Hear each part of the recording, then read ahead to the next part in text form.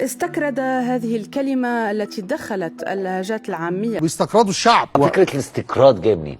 بتستكردني تۆ من بە کوور دەزانیت واتە تۆ من بە گەمژە دەزانی دەستەواژەیە کە لە زۆربەی وڵاتانی عەرەبیدا بەکاردەهێنرێت ئەوەندە لە کەلتوری میسر و گەلانی عەرەبیدا ڕۆچووە تەنانەت لە فیلم و دراما و ڕاگەیاندنەکان و گوێبیستی دەبیت هەندێک داوای قەدەغەکردنی دەکەن هەندێکی تر پێیان وایە مەبەست لێی سوکایەتی نییە بە کورد ئەم وشەیە لە کوێوە هاتووە چەند بۆچوونێک هەیە بەهێزترینیانەوەیە کە دەڵێت لە بنەڕەتدا بۆ پیاهەڵدان بەکارهێنراوە لە سەردەمی سەلاحەدینی ئەیوبی کورد باڵادەست بووە کەسانی باش و خانەدان بوون بە دادگەری ناوبانجیان دەرکردووە بۆیە کاتێک نازناوی کوردی دراوەتە پاڵ کەسێک وەکو پیاهەڵدان تەماشا کراوە بەڵام میسرەکان لە بەکارهێنانی نازناوی کوردی ئەوەندە زیادە ڕۆیان کردووە وای لێ هاتووە خەڵکانی یاسایی لە کاتی هەر سەرپێچی و تاوانێکدا نازناوی کوردیان داوەتە پاڵ پۆلیس و کاربەدەستان بۆ ئەوەی سۆزیان ڕابکێشن و لێیان خۆش بن دەیانوت تۆ کوردی واتە تۆ باشی ئەوانیش لە وەڵامدا دەیانوت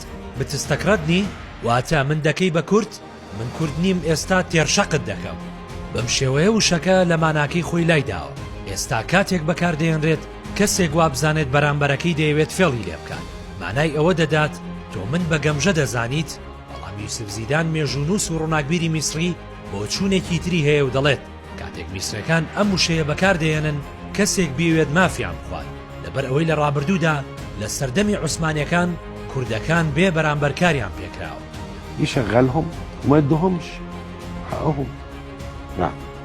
عشان هم أكراد فهو استكردهم. بدأ المسلمين بقى المصريين العادي انت ما بتدينيش حق اقول لك انت هتستكردني ولا ايه؟ يعني انا مش كردي عشان تتعامل معايا كده.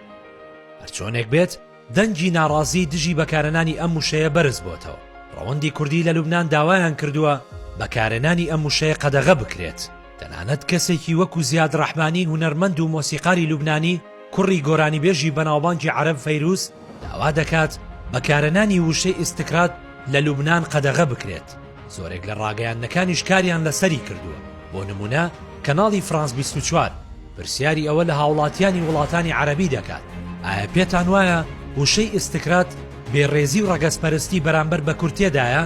وجد المصطلح في عنصرية يستكردني في بعض فئات المجتمع بيعتبرها يستغفلني. استكردني بالمصري انه زي اللي استهبلني. اسمها كردي. بس هي عامة فيها عنصرية في الكلمة. ما اعرفش ان هي اصلها كردي يعني اول مره دلوقتي اركز في الكلمه تستكردني لا ما ركزتش في معناها ان هي عنصريه وكده ما انتبهتش على الكلمه لو هي ليها علاقه بالاكراد فيبقى استخدامها غلط يعني تخيل من انتداب العثماني بالمنطقه يستكردوا نسبه للاكراد في تركيا يستكردوا يعني يشتغل سخره او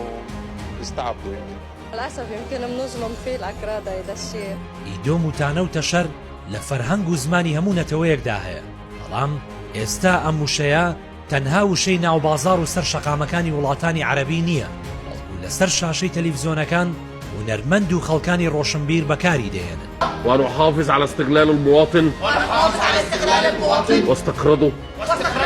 ئەوەش پرسیاری ئەوە دروست دەکات ئایا ئەم بابەتە پەیوەندی بە ڕەگەزپەرستیەوە هەیە یان تانەیەکی بۆ ماوەییە و نەوەی ئێستای عەرەب بێمەبەست بەکاری دەهێنن